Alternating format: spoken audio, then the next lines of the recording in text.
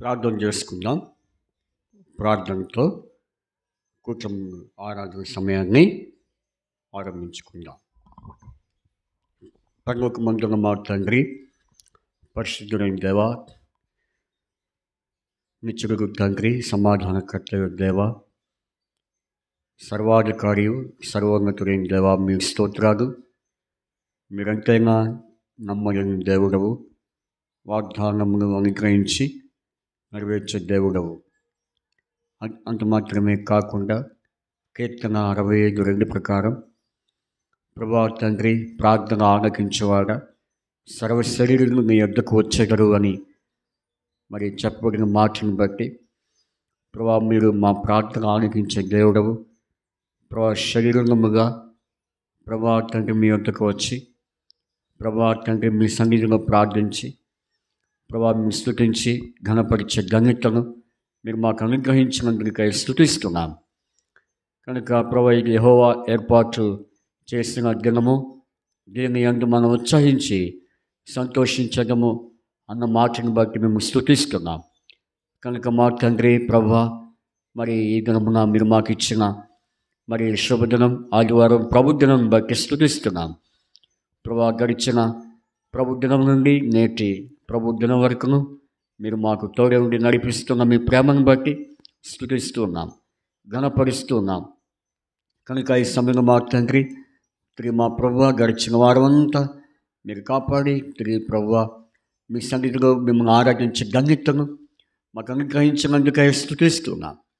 కనుక మేము ఘనపరుస్తున్నాం.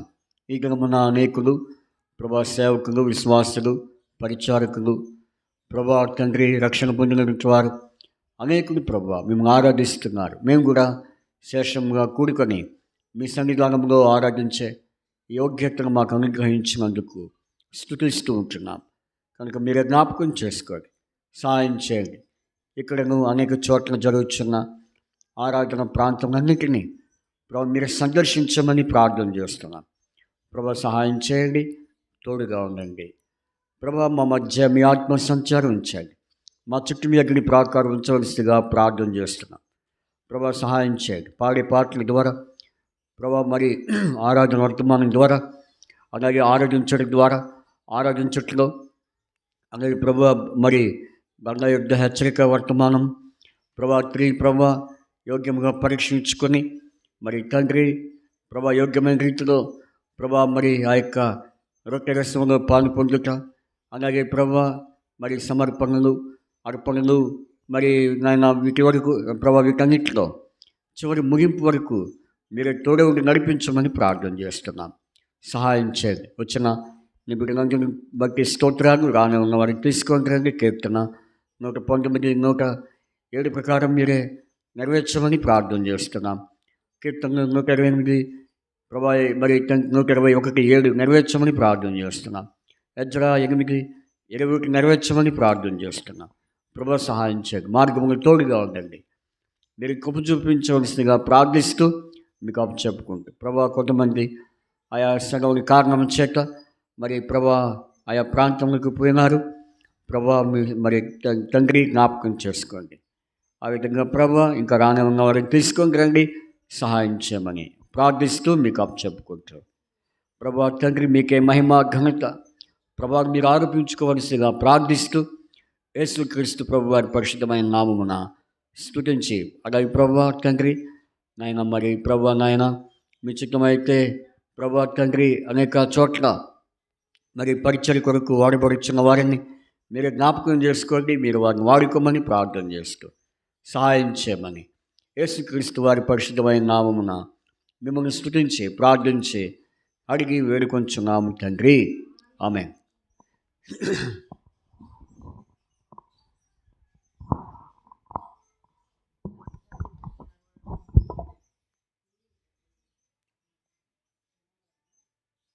మనము కీర్తన పాడుకుందాం. కీర్తనలతో ప్రభుని ఆరాధించుకుందాం.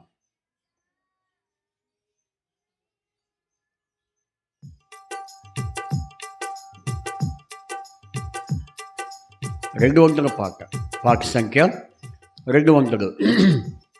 మరొక నెంబరు 198 198 మరి 1, 3, 6 1, 3వ వచనం 6వ వచనం పాడుకుందాం.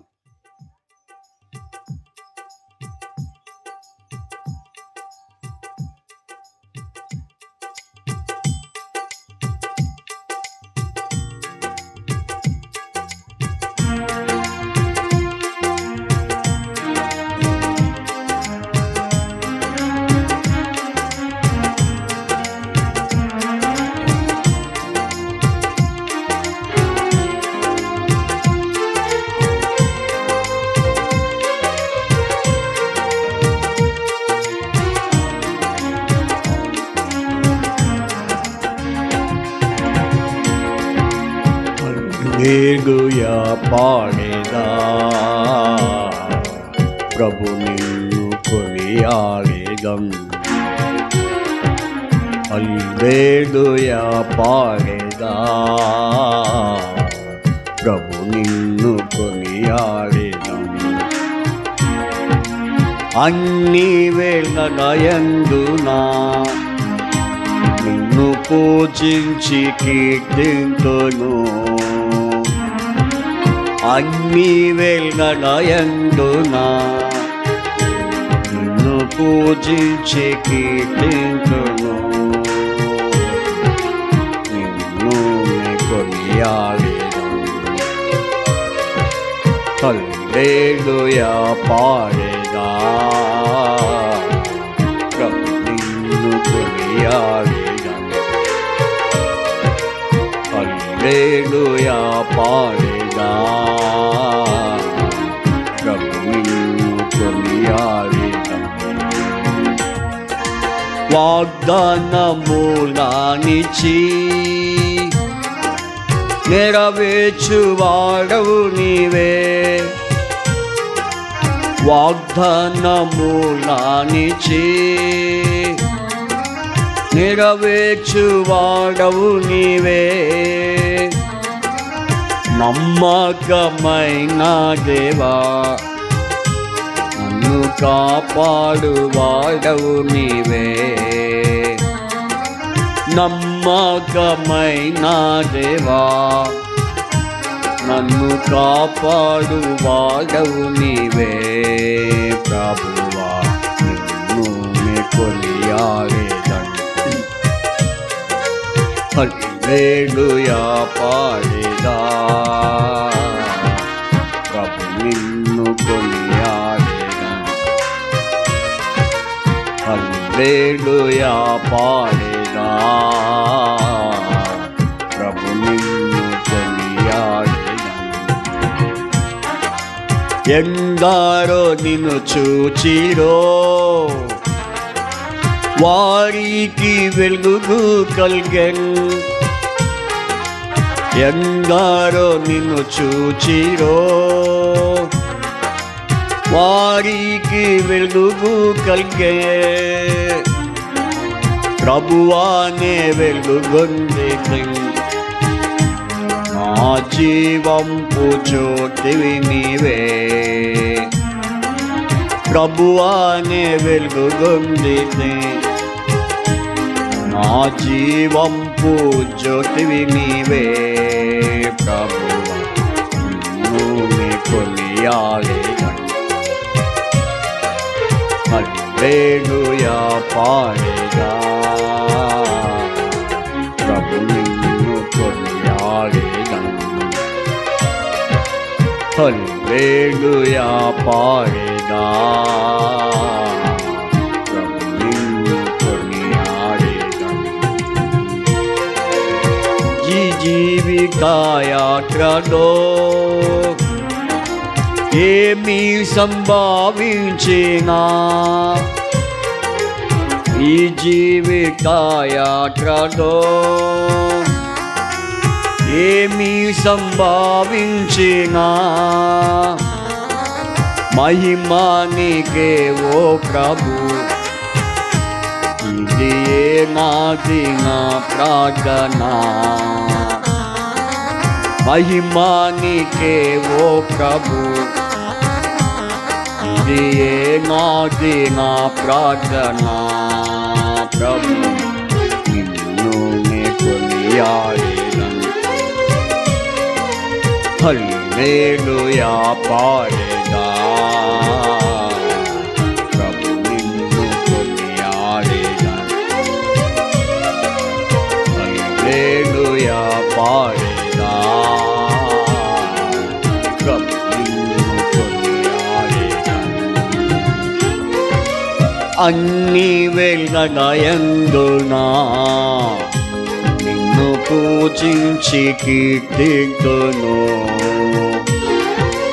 అన్ని వేళలయందునా నిన్ను పూజించి కీర్తింతును ప్రభువా నిన్నే కొనియాడెదను హల్లెలూయా పాడెదా ప్రభు నిన్ను కొనియాడెదను హల్లెలూయా పాడెదా ప్రభు నిన్ను కొనియాడెదను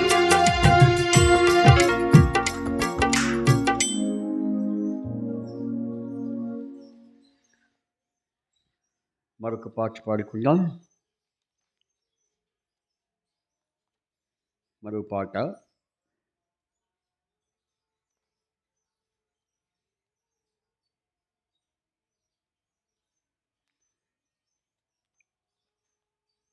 పాటల పుస్తకంలో నుంచి 76వ పాట 76వ పాట పాడుకుందాం 176 సారీ 76 74 మరో పుస్తకంలో 74 మరి కొత్త పుస్తకాల్లో 76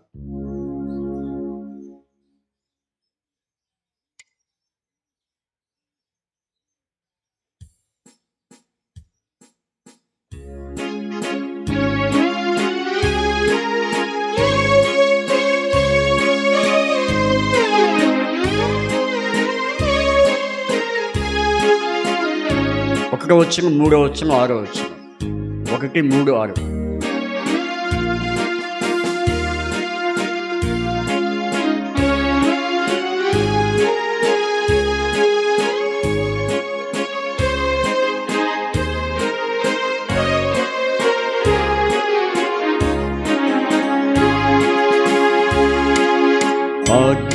అత్యంతరహితు కావాగు మా జ్యోతి మేదిని ప్రభుని స్తుతును అత్యంతరహితు కావాగు మా జ్యోతి మేదిని ప్రభుని స్తుతింతుము మేదిని ప్రభుని స్తుతింతుము మేదిని ప్రభుని స్తుతింతుము నా దీన కాపాడి నీతి కృపానిధి శుద్ధ దివ్యఘాటుడా నా దీన కాపాడి నీతి కృపానిధి శుద్ధ దివ్యఘాటుడా పాలచే కడుగా బడిన గవరక్షుడ వల్లి పూనాయందు తిరుగువాడా పాలచే కడుగా బడిన గవరక్షుడ వల్లి పూనాయందు తిరుగువాడా వల్లి పూనాయందు తిరుగువాడా వల్లి పూనాయందు తిరుగువాడా షాలేము రాజా షారోను రోజా శాంత భూపతివి నీవే షాలేము రాజా షారోను రోజా శాంత భూపతివి నీవే శ్రేష్ఠురాల పావు రామా నిరుపమాన ఇష్టం పూరూప లావణ్యవతి శ్రేష్ఠురాల పావు రామా నిరుపమాన ఇష్టంపు రూప లావణ్యవతి, ఇష్టంపు రూప లావణ్యవతి, ఇష్టంపు రూప లావణ్యవతి, అట్లంచు పిలుచు దివ్యాధ్వనికి మమ్ము పాత్రులుగా చేయుమా. అట్లంచు పిలుచు దివ్యాధ్వనికి మమ్ము పాత్రులుగా యుమా. అజంతరహితు దావాగు మా జ్యోతి మేదిని ప్రభుని స్తుతింతుము. అజంత దావాగు మా జ్యోతి మేదిని ప్రభుని స్తుతింతుము. మేదిని ప్రభుని స్తుతింతుము. మేదిని ప్రభుని స్తుతి.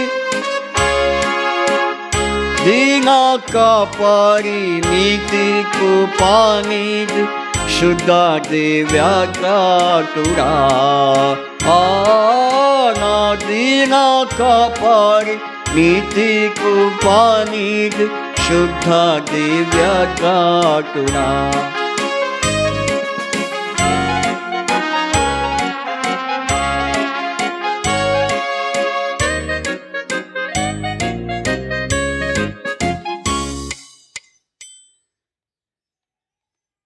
మరి యొక్క పాట పాడుకుందాం.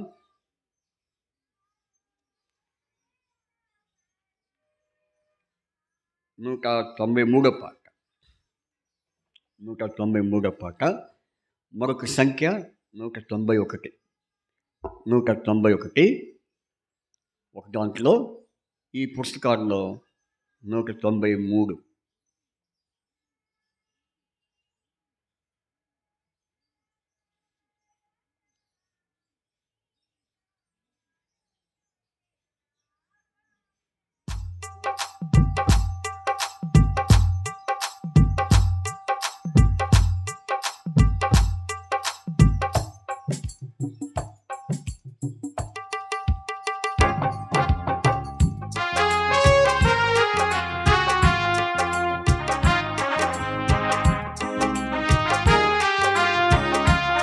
ఒకటో వచనం, మూడో వచనం, ఆరో వచనం.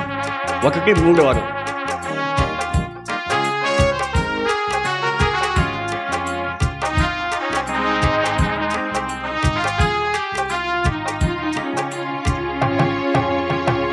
తంబుర సితారతో మా ప్రభుని ఆరాధించెదము. తంబుర సితారతో మా ప్రభుని ఆరాధించెదము. తన నివాసముగా మమ్ము సృష్టించిన, తన నివాసముగా మమ్ము సృష్టించిన నాదుని పొగడెదము. స్తుతి గానము చేసేదము. నాదుని పొగడెదము. స్తుతి గానము చేసేదము. తంబుర సితారతో మా ప్రభుని ఆరాధించెదము.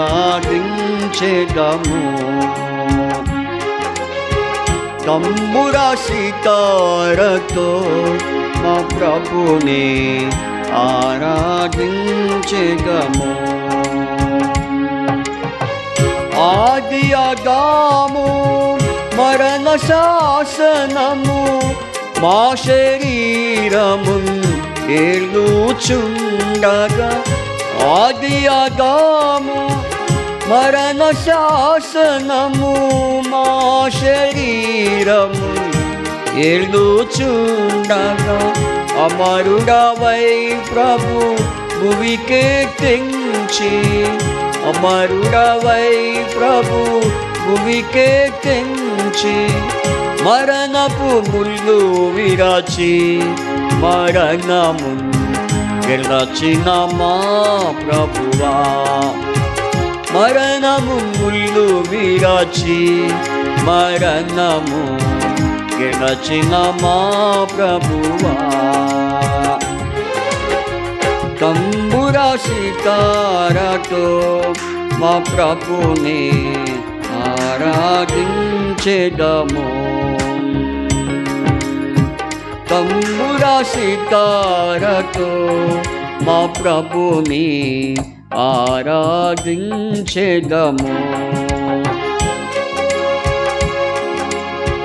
పరలోక పిలుపుతో ప్రభు మమ్ము పిలచి నరకపు శిక్ష తొలగించే మా నుండి. పరలోక పిలుపుతో ప్రభు మమ్ము పిలచి నరకపు శిక్ష తొలగించే మా నుండి. పరిశుద్ధులతో మమ్ము చేర్చిన ప్రభు, పరిశుద్ధులతో మమ్ము చేర్చిన ప్రభు, నిర్మించే ఇళ్ళలో గృహముగా తన ఆత్మ ద్వారా, నిర్మించే ఇళ్ళలో గృహముగా ద్వారా. తంబుర సితారతో మా ప్రభుని ఆరాధించెదము. తంబుర సితారతో మా ప్రభుని ఆరాధించెదము. లెబానోను వీడి నాతో రమ్ము, లోకపు ఆశలు గతించిపోవు. లెబానోను వీడి నాతో రమ్ము, లోకపు ఆశలు గతించిపోవు. హెర్మోను గెత్సెమనే గొల్గొతా దాటుచు, హెర్మోను గెత్సెమనే గొల్గొతా దాటుచు హెబ్రోను చేరుదాము. ఆరాధించెదము, షిలోహు చేరుదాము. ప్రభువును ఆరాధించెదము. తంబుర సితారతో మా ప్రభుని ఆరాధించెదము. తంబుర సితారతో మా ప్రభుని ఆరాధించెదము. తన నివాసముగా మమ్ము సృష్టించిన, తన నివాసముగా మమ్ము సృష్టించిన నాదుని పొగడెదము. స్తుతి గానము చేసెదము, నాదుని పొగడెదము. స్తుతి గానము చేసెదము. తంబుర సితారతో మా ప్రభుని ఆరాధించెదము. తంబుర సితారతో మా ప్రభుని ఆరాధించెదము.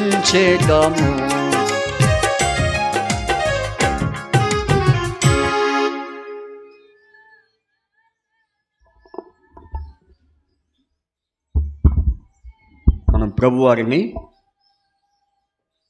ఆరాధించే నిమిత్తమై ఆరాధన కొరకైన వాక్యము మనము చూసుకుందాం. యేసు ప్రభువారిని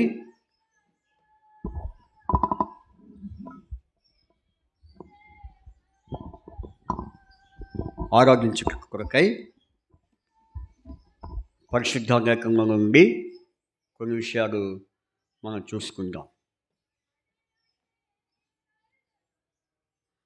కీర్తన 118 అధ్యాయము, కీర్తన 118 అధ్యాయం 24వ వచనము చదువుకుందాం.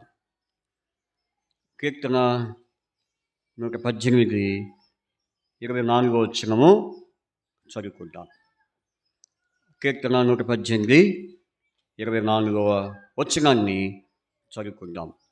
చదవండి. ఇది యెహోవా ఏర్పాటు చేసిన దినము, దీని యందు మనం ఉత్సహించి సంతోషించదము. ఇది యెహోవా ఏర్పాటు చేసిన దినము, దీని యందు మనం ఉత్సహించి సంతోషించదము. ఆ తర్వాత యోహాను సువార్త 4వ అధ్యాయం, యోహాను సువార్త 4వ అధ్యాయం 24 వచనం చదువుకుందాం.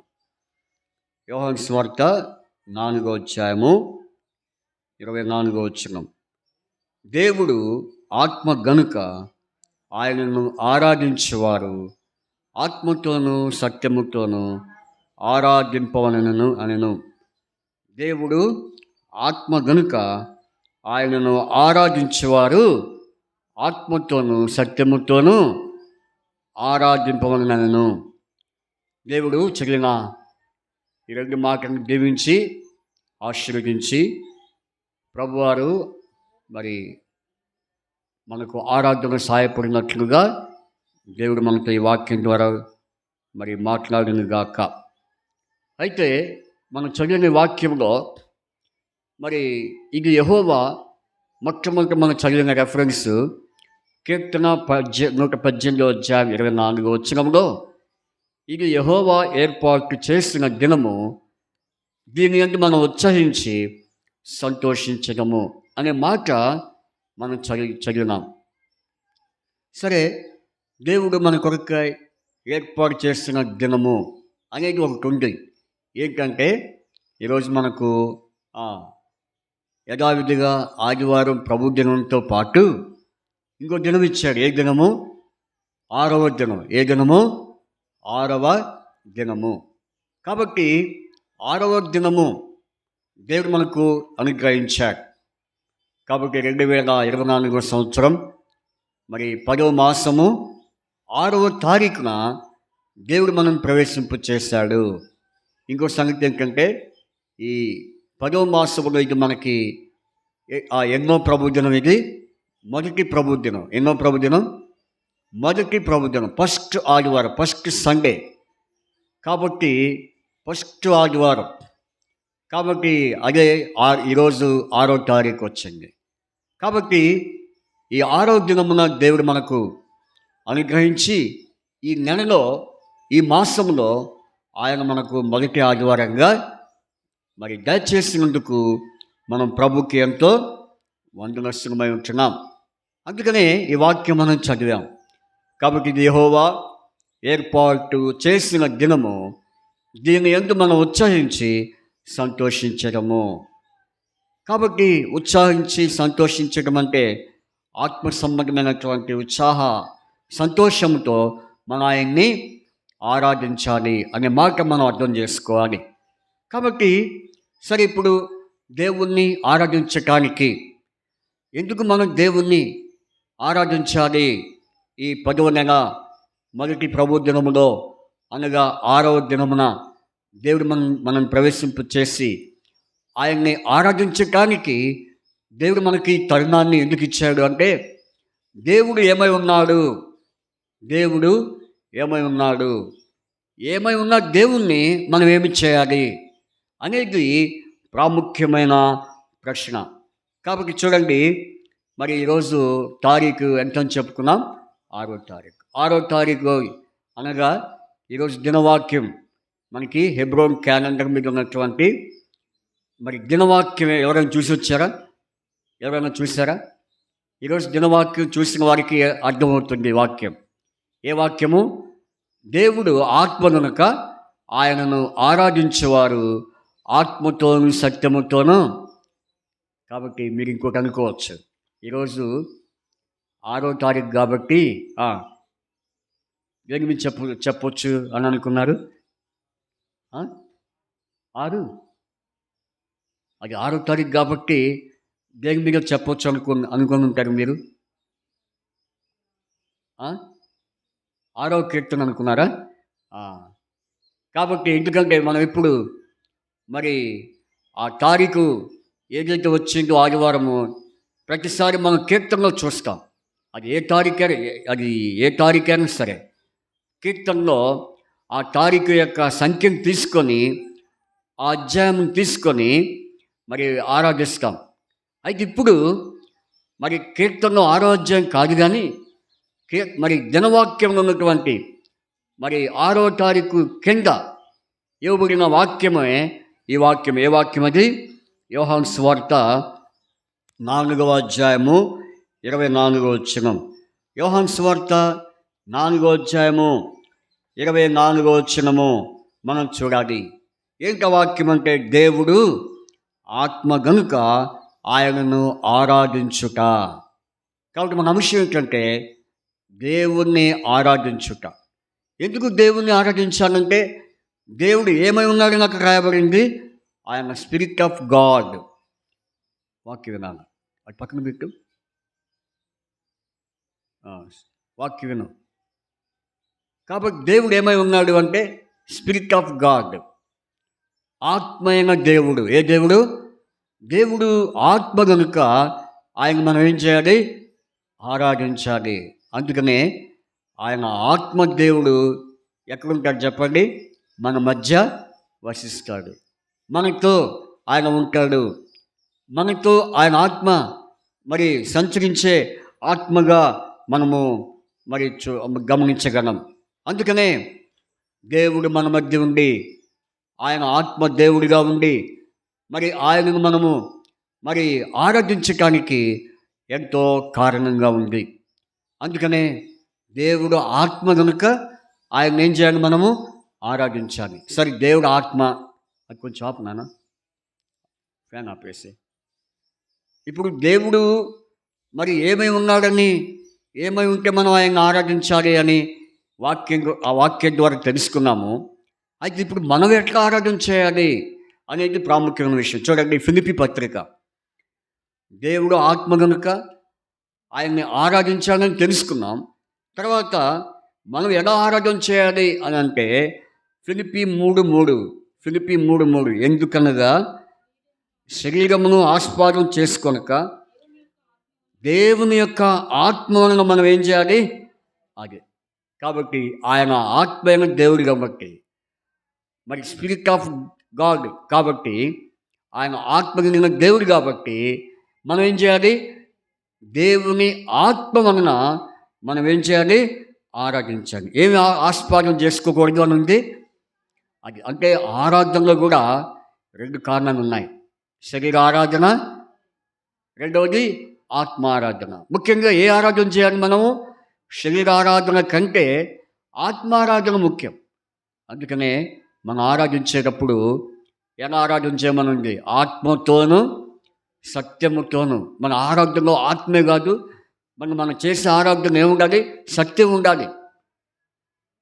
కాబట్టి సత్యం లేకుండా, సత్యంతో ఆరాధించకపోతే అది ఆరాధన కానే కాదు. అందుకనే ఇప్పుడు మరి ఈ దినము 6వ తారీఖు దేవుడు మనకి ఇచ్చిన హెబ్రోన్ క్యాలెండర్లో ఉన్న దినవాక్యం కింద ఉన్నటువంటి వాక్యమే మరి ఈ వాక్యము. దేవుడు ఆత్మ కనుక ఆయన్ని ఆరాధించాలి. ఎలా ఆరాధన చేయాలి? దేవుని ఆత్మను ఆస్పాదం చేసుకొని, దేవుని ఆత్మను బట్టి, దేవుని ఆత్మ ద్వారా, దేవుని ఆత్మ కలిగి మనము ఆరాధించాలే కానీ శరీరమును ఆస్పాదం చేసుకొని ఆరాధించకూడదు. ఇప్పుడు చూడండి, సరే, ఇప్పుడు దేవుడు ఆత్మ కాబట్టి ఆయన మనం ఆరాధించాలి. సరే, ఇంతకీ ఎటువంటి ఆత్మ కలిగిన దేవుడు చెప్పండి? ఎటువంటి ఆత్మ కలిగిన దేవుడే ఉంటాడు? దేవుడు ఎటువంటి ఆత్మ కలిగిన వాడు అని అంటే మరి మనం చూడకముందు ఒక వాక్యం మనం చూద్దాం. దేవునికి ఏ ఆత్మలు ఉన్నాయి, ఎన్ని ఆత్మలు ఉన్నాయి చూడండి. బైబిల్లో దేవునికి ఆత్మ ఒకటే, కాకపోతే ఎన్ని ఆత్మ కలిగిన వాడిగా ఉన్నాడంట చూడండి. 3వ అధ్యాయం ప్రకటన గ్రంథం 3వ అధ్యాయము 1వ వచనం. యోహాను రాసిన ప్రకటన గ్రంథం 3వ అధ్యాయం. సార్దీసులో ఉన్న సంఘపు దూతకు ఇలాగ వ్రాయము, 7 నక్షత్రములను, దేవుని 7 ఆత్మలను, గలవాడు చెప్పు సంగతులు. కాబట్టి దేవుని 7 ఆత్మలను గలవాడు చెప్పు సంగతులు. కాబట్టి ఇప్పుడు ఎందుకు మనం దేవుణ్ణి ఆరాధించాలి అనంటే ఆయన ఆత్మ కలిగిన దేవుడని మనం చూసాం. సరే, ఎటువంటి ఆత్మ కలిగిన దేవుడు అంటే 7 ఆత్మలు. ఎన్ని ఆత్మలు? 7 ఆత్మలు. కాబట్టి బైబిల్లో మరి 7 అనే సంఖ్య చాలా ప్రాముఖ్యమైన సంఖ్య. ఇశ్రాయేల్ దేశంలో ఉన్న యూదులకి 7 అనే సంఖ్య చాలా ఇష్టమైన సంఖ్య అంట. యూదులకి చాలా ఇష్టమైన సంఖ్య. వాళ్ళు ఎక్కువగా 7ని వాళ్ళు యాక్సెప్ట్ చేస్తారు, అంగీకరిస్తారు. ఎందుకంటే 7 అనగా అర్థం ఏంటి? సంపూర్ణత. 7 అనగా సంపూర్ణత. అందుకనే వారు ఏదైనా ఒక కార్యం ప్రారంభించారంటే ఆ కార్యాన్ని సంపూర్ణమయ్యే వరకు వదలరు. దాన్ని సంపూర్ణమయ్యే వరకు దాన్ని విడిచిపెట్టరు. కాబట్టి ఇప్పుడు దేవుని ఆత్మలు ఎన్ని ఆత్మలు అంటే 7 ఆత్మలు. ఎన్ని ఆత్మలు? ఇంకొక సందేహం రావచ్చు. ఏంటా సందేహం అంటే, మీరు ఇప్పుడే కదా చెప్పింది దేవుడికి ఒక ఆత్మ కదా, మరి 7 ఆత్మలు ఉండేంటి ఇక్కడ అని అనుకోవచ్చు. కానీ 7 ఆత్మలకు అర్థం ఏంటంటే ఆయన ఆత్మకు కలిగినటువంటి 7 లక్షణాలు. ఆయన ఆత్మకు ఉన్నటువంటి 7 ఆత్మలు కలిగినటువంటి లక్షణాలు. 7 ఆత్మలు కలిగినటువంటి లక్షణాలు. కాబట్టి ఆత్మ ఒకటే, కానీ ఆయన ఆత్మలో ఉన్నటువంటి లక్షణాలు ఎన్ని? 7. ఈ 7 లక్షణాలను మనము చూసుకొని ఆరాధన చేసుకుంటాం. ఎక్కువగా మనం వివరించుకోము, ఎందుకంటే ఒక్కొక్క దాన్ని ఎక్కువగా వివరిస్తే మనకు సమయం సరిపోదు. అందుకని ఇప్పుడు దేవుడు ఆత్మ కనుక ఆయన్ని మనం ఆరాధించేవారంగా ఉంటున్నాం. కాబట్టి ఎటువంటి ఆత్మ కలిగిన దేవుడు? ఎన్ని ఆత్మ కలిగిన దేవుడు? 7 ఆత్మ కలిగిన దేవుణ్ణి మనము ఆరాధించనే ఉంటున్నాం. ఇప్పుడు చూడండి, ఆయన ఆత్మలో ఉన్నటువంటి 7 ఆత్మలు, ఆయన ఆత్మలో ఉన్నటువంటి 7 లక్షణాలలో మొదటి లక్షణాన్ని మనం చూద్దాం. రోమపత్రిక చూడండి.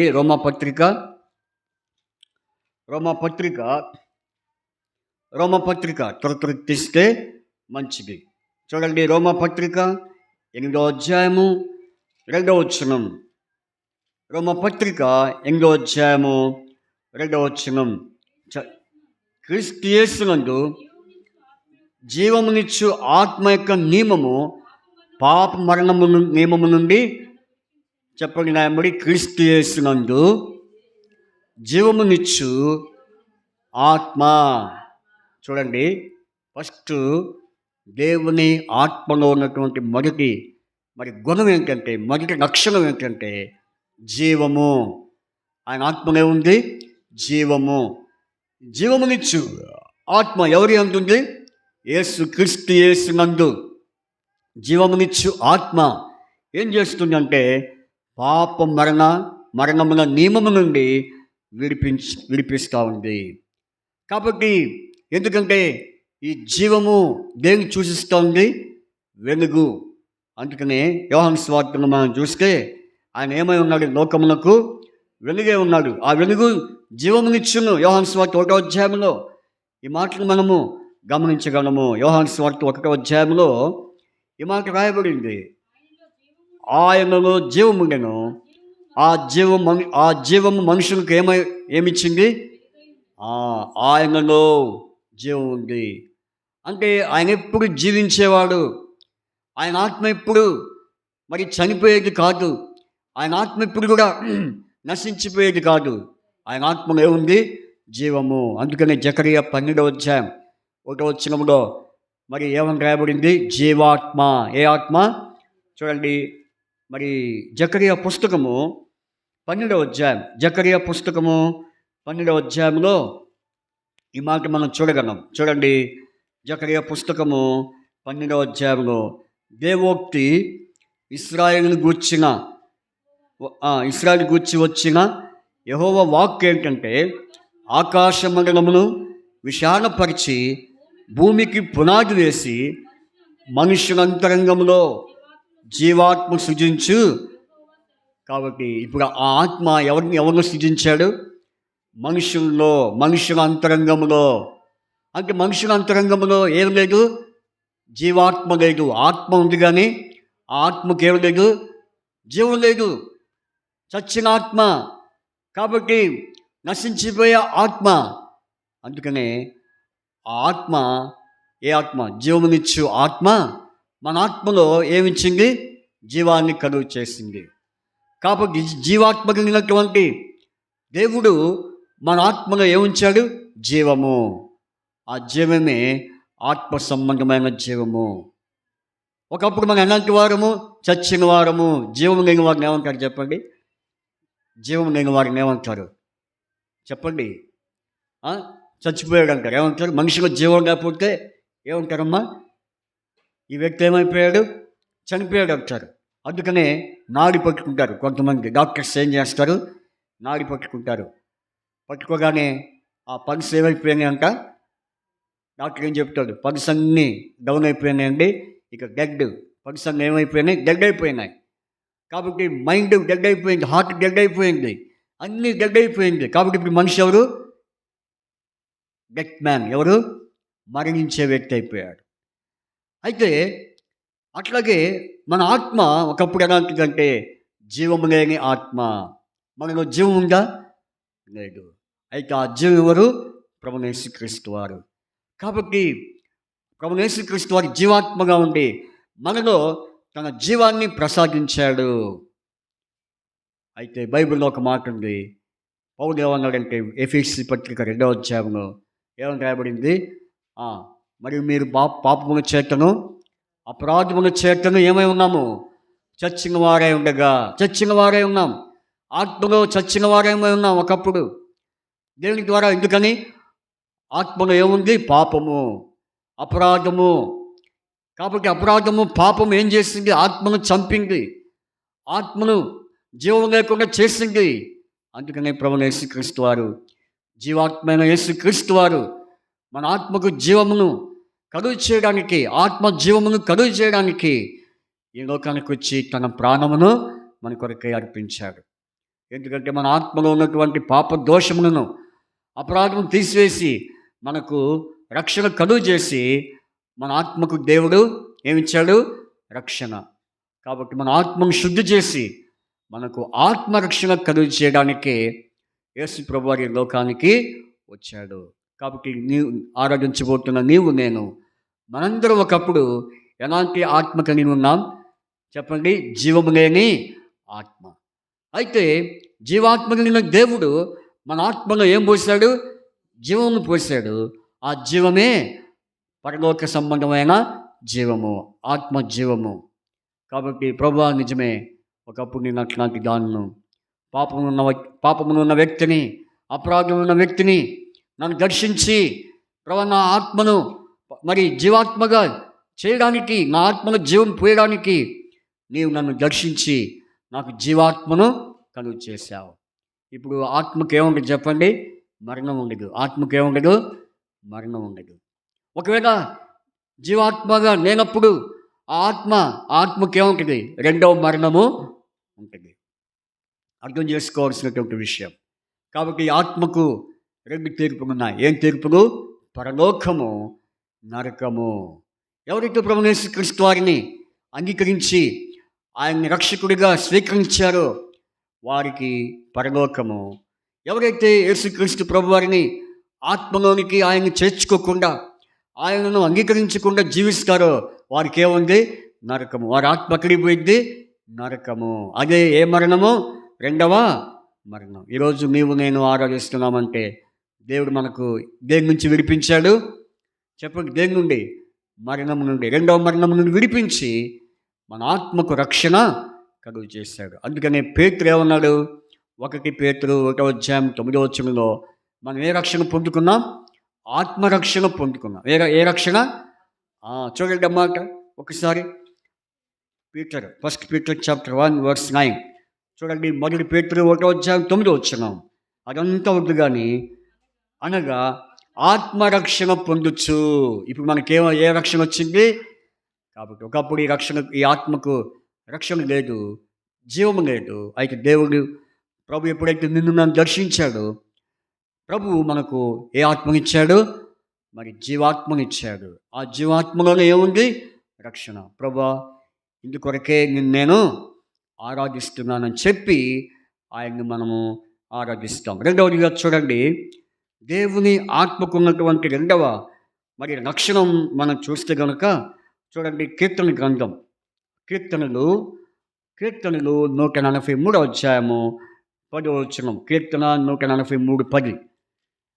కీర్తన 143:10. దయగల నీ ఆత్మ సమభూమి గల ప్రదేశమందు నన్ను నడిపించునుగాక. చెప్పండి నాయముడి.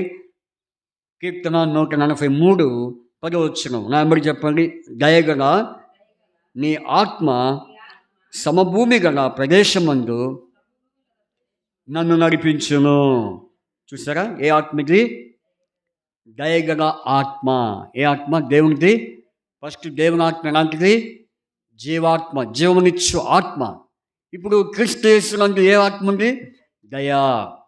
నిజంగా ఈ రోజున మనం ఇట్లా కూర్చున్నామంటే, ఈరోజు మనం బ్రతికి ఉన్నామంటే, ఈ రోజున మనము సజీవనముగా ఉన్నామంటే ఏం కారణం? ఆయన దయే కారణం. ఆయన దయ లేకపోతే మనం ఆయన కోపానికి ఏమవుతాం? మరి గురవుతాము. అందుకనే దేవుని వాక్యం ఏముంది? దేవుని కోపం నిమిషం మాత్రముండును, ఆయన దయ ఆయుష్కాలమంతా.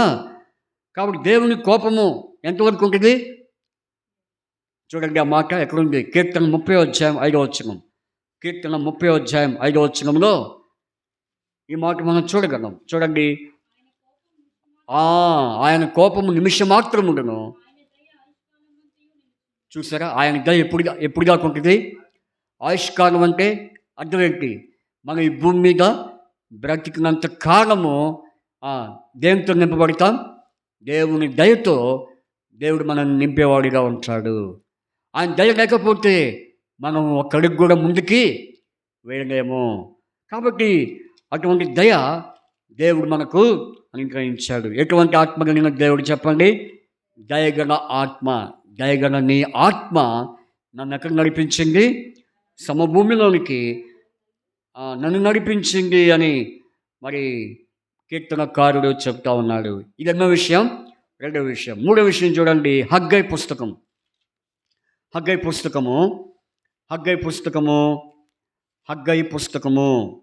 2వ అధ్యాయము 5వ వచనం. హగ్గై పుస్తకము 2వ అధ్యాయము 5వ వచనము. నా ఆత్మ మీ మధ్య ఉన్నది కనుక భయపడకుడి. చాలు. ప్రభు ఏమంటున్నాడు? హగ్గై పుస్తకము, మరి దయచేసి చూడండి, హగ్గై పుస్తకము 2వ అధ్యాయము 8వ వచనం 5వ వచనం. నా మరి చెప్పండి. నా ఆత్మ మీ మధ్య ఉన్నది కనుక భయపడకుడి. కాబట్టి ఎవరి ఆత్మ ఇక్కడ? దేవుని ఆత్మ ఎక్కడుంది? మన మధ్య. అంటే అర్థం ఏంటి? మన మధ్య ఏం చేస్తుంది? సంచరిస్తుంది. మన మధ్య సంచరిస్తుంది అని మనం అర్థం చేసుకోవాలి. కాబట్టి దేవుని ఆత్మ ఎలాంటిది? నివసించే ఆత్మ, లేకపోతే సంచరించే ఆత్మ. ఇప్పుడు మన మధ్య ఎవరి ఆత్మ అని చెప్పండి? దేవుని ఆత్మ ఏం చేస్తుంది చెప్పండి? నిద్రపోతుంది. ఆ దేవుని ఆత్మ ఏం చేస్తున్నాడు? సంచరిస్తున్నాడు, తిరుగుతుంది. దేవుని ఆత్మ మన మధ్య తిరుగుతూ ఉంది. మీకు అనిపించట్లేదా? దేవుని ఆత్మ తిరుగుతున్నట్టు అనిపిస్తుందా? లేకపోతే మాకు అర్థం కావట్లేదు అంటారా? దేవుని ఆత్మ మన మధ్య ఉన్నది అంటే అర్థం ఏంటి? సంచరిస్తూ ఉంది, మన మధ్య నివసిస్తూ ఉంది. అందుకనే ప్రకటన గ్రంథం 21వ అధ్యాయంలో మనం చూస్తే ఆయన ఎక్కడున్నాడు చెప్పండి? ఇదిగో ఆయన మనుషుల మధ్య ఉన్నాడు, నివాసం ఉన్నాడు. చూడండి, ప్రకటన గ్రంథం 21:3 వచనంలో, అప్పుడు ఇదిగో దేవుని నివాసము మనుషులతో కూడా ఉన్నది, ఆయన వారితో కాపురము. కాబట్టి దేవుని నివాసం ఎక్కడుంది అంటే ఆయన ఆత్మ మరి మనతో నివసింపజేస్తూ ఉంది, మనలో సంచరించే ఆత్మగా ఉంది. అందుకని మాట అన్నాడు. ఏ మాట? నా ఆత్మ ఎక్కడుంది? ఎక్కడో లేదు, నా ఆత్మ మీ మధ్యలోనే ఉంది. అంటే అర్థం ఏంటి? సంచరిస్తూ ఉంది. నా ఆత్మ మీ చుట్టూ తిరుగుతూ ఉంది. అందుకనే ఆయన దేవుడు ఆత్మ కనుక ఆయన మనం ఏం చేయాలి? ఆరాధించాలి. ఎన్నో విషయం చెప్పండి. ఫస్ట్ విషయం చెప్పండి. మొదటి విషయం మీరు చెప్పండి. ఫస్ట్ ఆత్మ దేవునికి ఉన్న ఆత్మలో మొదటి గుణం ఏంటి? జీవాత్మ కలిగినటువంటి వాడు. అంటే మన ఆత్మలో ఏమి లేదు, మన ఆత్మకు జీవం లేని మన ఆత్మను దేవుడు జీవము గల ఆత్మగా ఆయన మనకు చేస్తూ వచ్చాడు. అదే రక్షణ, అదే ఆత్మరక్షణ. రెండవది చెప్పండి. రెండవది దేవునికి ఉన్న ఆత్మ ఎటువంటి ఆత్మ చెప్పండి? దయగల ఆత్మ. ఆయన ఆత్మలో ఉంది దయ. ఆత్మ ఒకటే, కానీ ఆయన ఆత్మలో ఉన్నటువంటి గుణాన్ని మనం చూస్తున్నాం. దయ. ఎప్పటి వరకు దయ? ఆయుష్కాలం వరకు, నేటి వరకు ఆయన దయతో మనము మరి నింపబడే వారంగా ఉంటున్నాం. కొన్నిసార్లు మనము పొరపాట్లు చేసినా చేయకపోయినా, ఒక్కొక్కసారి మనం తప్పిదాలు చేసినా చేయకపోయినా ఆయన దయ మన మీద మరి ఎప్పటికీ మరి మన మధ్య ఉండేదిగా ఉంటుంది. తర్వాత దేవుని ఆత్మ లాంటిది మన మధ్య ఉన్నటువంటి ఆత్మ. ప్రభు అన్నాడు, నా ఆత్మ మీ మధ్యన ఉన్నది. అంటే సంచరిస్తూ ఉంది, నా ఆత్మ మీ మధ్య నివసిస్తూ ఉంది.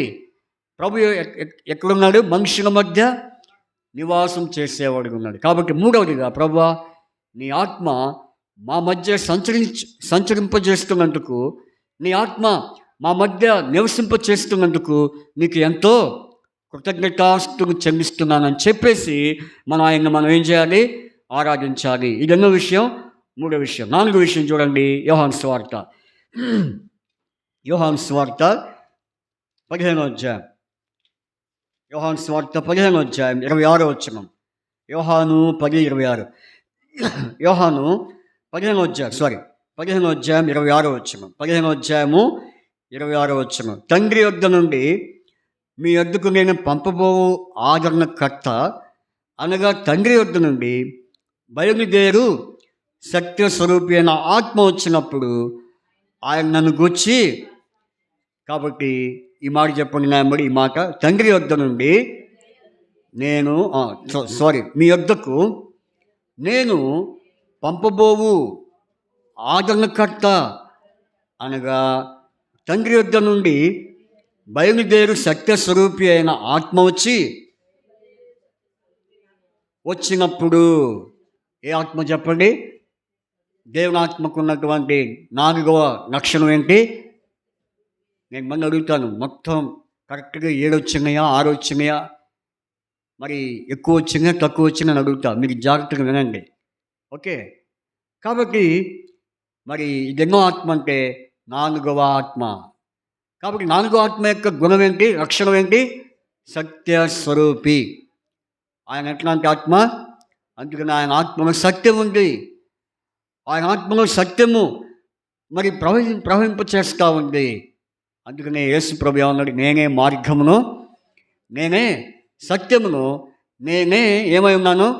జీవమునై ఉన్నాను. నా ద్వారానే తప్ప ఎవడు తండ్రి వద్దకు రాలేడు. కాబట్టి ప్రభు చెప్తున్నాడు ఆయన సత్యము. యేసు ప్రభు ఎట్లాంటి వాడు? ఆయన సత్యవంతుడు. అందుకని ఆయన ఆత్మకు ఏముంది? ఆయన ఆత్మలో సత్యం. అందుకని సత్యస్వరూపియగు ఆత్మ. కాబట్టి ఇటువంటి సత్యస్వరూపియగు ఆత్మ మరి కలిగిన దేవుణ్ణి మనం ఏం చేయాలి? ఆరాధించే వారంగా ఉంటున్నాం.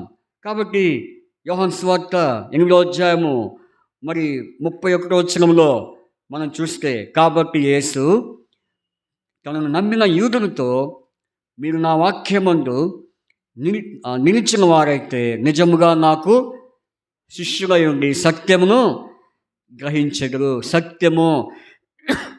ఆయన ఏం గ్రహించాలి? మనం ఏం గ్రహించాం చెప్పండి? సత్యస్వరూపియగు ఆత్మైన దేవునిలో ఏముంది? సత్యం ఉందని మనం గ్రహించాము. అయితే మనకు సత్యం ఉందా చెప్పండి? మనం సత్యం లేదు. కాబట్టి మనల్ని సత్యవంతునిగా చేయడానికి యేసు ప్రభువారు సత్యస్వరూపియగా ఆత్మగా ఆయన మన యొద్దకు ఈ లోకానికి వచ్చాడు. ఇదన్న విషయం చెప్పండి. 4వ విషయం. 5వ విషయం చూస్తే రోమపత్రిక 8వ అధ్యాయం. రోమపత్రిక నేను ఒక్కొక్క దాని గురించి ఎక్కువగా వివరించట్లేదు. ఎందుకంటే మనకి ముఖ్యమైన విషయాలు మనకి మరి కనిపిస్తున్నాయి కాబట్టి వాటిని బట్టి మనం ఆరాధన చేస్తాం. రోమపత్రిక 8వ అధ్యాయం 26వ వచనం, అటువలే ఆత్మయు మన బలహీనతను చూచి సహాయము చేయుచున్నాడు. ఏలయనగా మనం యుక్తముగా ఎలాగూ ప్రార్థన చేయవలనో మనకు తెలియదు కానీ ఉచ్చరింపశక్యము కానీ మూలుగుంతో ఆత్మ తానే మన పక్షముగా ఏం చేస్తున్నాడు? విజ్ఞాపన చేస్తున్నాడు. ఏం చేస్తున్నాడు చెప్పండి? అంటే దేవునికి ఉన్న ఆత్మలో ఏముంది? విజ్ఞాపన. కాబట్టి ఆత్మ అయిన దేవుడు మన కోసం ఆయన ఏం చేస్తున్నాడు? విజ్ఞాపన. మీకు ఇంకా కొంచెం అర్థం కావాలంటే జకరియా పుస్తకం తీయండి. జకరియా పుస్తకంలో ఈ వచనాన్ని మనం జ్ఞాపకం చేసుకుందాం. చూడండి, 12వ అధ్యాయం, జకరియా పుస్తకము 12వ అధ్యాయం 10వ వచనంలో ఏమని రాబడింది? దావీదు సంతతి వారి మీదను యెరూషలేము సంతతి నివాసుల మీదను కరుణ నందించు ఆత్మను, విజ్ఞాపన చేయు ఆత్మను నేను కుమ్మరింపగా. ఏ ఆత్మను? విజ్ఞాపన చేయు ఆత్మ. ఎందుకంటే మన బలహీనతను చూచి అటువంటి ఆత్మ మనం ఏం చూసింది? బలహీనతలు మనం ఏమున్నాయి? ఏంటి ఆ బలహీనతను చెప్పండి? బలహీనతలు అంటే జ్వరం అని, లేకపోతే దగ్గని కాదు. ఆత్మలో ఉన్న బలహీనతలు. ఆత్మలో ఏముంటాయి చెప్పండి? బలహీనతలు. అంటే ఏ బలహీనతలు? ప్రార్థన చేసుకోకపోవటం బలహీనత, వాక్యం చదువుకోకపోవడం ఒక బలహీనత, ఎక్కువగా దేవుని కంటే వేటిని ఎక్కువగా ప్రేమిస్తామో అదొక బలహీనత. ఈ బలహీనతలన్నీ చూచి ఆయన మన కోసం ఏం చేస్తున్నాడు? నిజంగా ఎంత గొప్ప దేవుడో ఈ దేవుడు. కాబట్టి ప్రభువా, నేను కొన్నిసార్లు పొరపాట్లు చేశాను, నా ఆత్మలో బలహీనతలు ఎన్నో ఉన్నప్పుడు నా కోసం నువ్వేం చేశావు? విజ్ఞాపన చేశావు. కాబట్టి ఆయనకున్నటువంటి ఆత్మలో ఇది ఏ ఆత్మ? ఏ ఆత్మ చెప్పాలి? విజ్ఞాపన చేయు ఆత్మ. ఏ ఆత్మ? విజ్ఞాపన చేయు ఆత్మని. ఆత్మను నేను కుమ్మరింపగా. చూసారా? కాబట్టి ఇది ఎన్నో విషయం. ఆరా అంటున్నారు. మరి ఎవరు? నిజంగా చెప్పండి, ఎవరు అన్నారు? కాబట్టి ఇప్పుడు ఎన్నోది? 5 అయిపోయినాయి. ఇప్పుడు ఎన్నోది? 6ది. చూడండి, 6వ ఆత్మ అంటే మొదటి పేతురు మరి 4వ అధ్యాయము 14వ వచనం. మొదటి పేతురు 4:14 వచనం. మొదటి పేతురు 4:14 వచనం చదవండి. క్రీస్తు నామము నిమిత్తము మీరు నిందన పాలైన ఎడల మహిమా స్వరూపియగా ఆత్మ, దేవుని ఆత్మ నా ఎమ్మడి చెప్పండి. మహిమా స్వరూపి అయిన, అందరూ చెప్పినట్లేరే, చెప్పండి. అందరూ చెప్పమన్నప్పుడు చెప్పాలి. మహిమా స్వరూపి అయిన ఆత్మ అనగా దేవుని ఆత్మ మీ మీద నిలుచుచున్నాడు గనుక మీరు ధన్యులు. ఏ ఆత్మ కలిగిన? చెప్పండి. ఏ ఆత్మ కలిగిన దేవుడు? మహిమా స్వరూపి. దీనికి ముందున్న ఏ ఆత్మ? సత్యస్వరూపి యొక్క ఆత్మ. ఆ తర్వాత మహిమా స్వరూపియగు ఆత్మ. చూసారా? కాబట్టి దేవుని ఆత్మలో ఏముంది? మహిమ ఉంది. ఏముంది? మహిమ, గ్లోరీ. కాబట్టి గ్లోరీ, మహిమ, దాన్నే షకీనా అంటారు. హెబ్రీ భాషలో ఉంటారు షకీనా. కాబట్టి ఆయన ఆత్మ ఎలాంటిదంటే మహిమతో నింపబడిన ఆత్మ. అయితే మన ఆత్మ ఎలాంటిది చెప్పండి? మన ఆత్మ ఎలాంటిది? మన ఆత్మలో మహిమ ఉందా?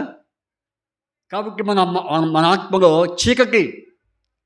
చీకటితో నింపబడిన మన ఆత్మను మహిమగల ఆత్మగా మార్చడానికి యేసుక్రీస్తు ప్రభువారు మన కోసం ఈ లోకానికి ఎలా వచ్చాడు? మహిమా స్వరూపి యొక్క ఆత్మగా ఈ లోకానికి దిగి వచ్చాడు. ఎందుకంటే మనల్ని ఆయన మహిమపరచడానికి, మనల్ని ఆయన ఏం చేయడానికి. అందుకని నన్ను గణపరచు వారిని నేను గణపరచగలను, నన్ను మహిమపరచు వారిని నేను మహిమపరచగలను అన్నాడు. కాబట్టి దేవునికి ఉన్నటువంటి ఆత్మ ఎలాంటిది చెప్పండి. అనుకున్నామని చెప్పండి. ఏంటి ఏంటో చూస్తున్నారు. ఆరో విషయం ఏంటి? మహిమా స్వరూపిగా ఆత్మ. మొదటి ఆత్మ జీవమునిచ్చు ఆత్మ కలిగిన దేవుడు మనల్ని ఏం పోశాడు? జీవాన్ని, రక్షణను పోశాడు. తర్వాత దయగల ఆత్మ, ఆయన మన మీద దయ చూపించిన దేవుడు ఉన్నాడు. మూడవది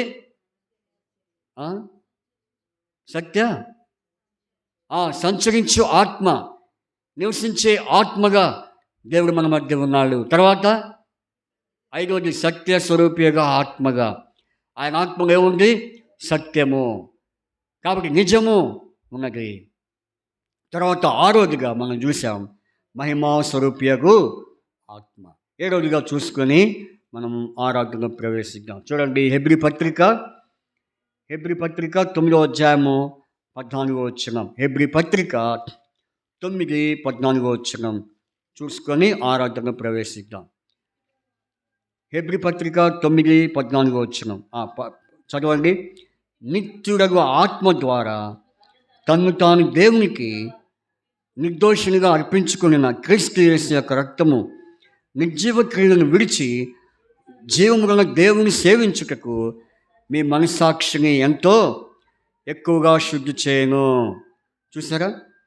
కాబట్టి జీవముగల దేవుణ్ణి సేవించటానికి మన మనస్సాక్షిని ఏం చేస్తుంది? శుద్ధి చేస్తూ ఉంది. అంటే ఆయన ఆత్మలో ఏముంది? నిత్యుడగు ఆత్మ. ఎలాంటి ఆత్మ? ఆయన నిత్యము ఉండే ఆత్మ.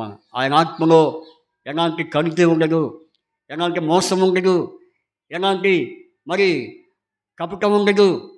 ఆయన ఆత్మలో నిత్యము నిత్యుడగు తండ్రి. మన తండ్రి ఎవరు? ఎక్కడండి? నిత్యము జీవించేవాడు, నిత్యం ఉండేవాడు. కాబట్టి ఇక్కడ నిత్యుడగు ఆత్మ అయిన దేవుడు ఏం చేశాడు? మనల్ని శుద్ధి చేశాడు. ఏం చేశాడు? శుద్ధి. దేన్ని శుద్ధి చేశాడు? ఇంటిని శుద్ధి చేశాడా? వచ్చి ఏం చేశాడు? మన రూమ్స్ని శుద్ధి చేశాడా? మరి ఎవరిని శుద్ధి చేశాడు? ఇక్కడ మనస్సాక్షిని శుద్ధి చేశాడు. ఏ ఆత్మగిన దేవుడినా? నిత్యుడగు ఆత్మగిన దేవుడు. ఇటువంటి ఆత్మను ఏడాత్మను కలిగినటువంటి ఏడాత్మల యొక్క లక్షణాన్ని కలిగిన దేవుణ్ణి మనము ఆరాధించే వారంగా ఉండుముగాక. కాబట్టి ఈరోజు దినవాక్యం ఏంటి? దేవుడు ఆత్మ కనుక ఆయనను ఆరాధించేవారు ఆత్మతోనూ సత్యముతోనూ ఆయన మనం ఆరాధించాలి. దేన్ని ఆధారం చేసుకొని శరీరమును ఆస్వాదం చేసుకొనక ఆత్మను ఆస్వాదం చేసుకొని మనం ప్రభుని ఆరాధించేవారంగా ఉండుముగాక. దేవుడు అరిటిగా ఆరాధన దేవుడు మన సహాయము చేయనుగాక. దయచేసి ఆరాధన చేయండి. సమయాన్ని పోనీయకుండా ఒకరి తర్వాత ఒకరు గట్టిగా బిగ్గరగా ఆరాధించండి. ఆరాధనలకు యోగ్యుడవు, ఆరాధనలకు యోగ్యుడవు, స్తుతి గీతంబులకు పాత్రుడవు, స్తుతి గీతంబులకు పాత్రుడవు, ఆరాధనలకు యోగ్యుడవు, ఆరాధనలకు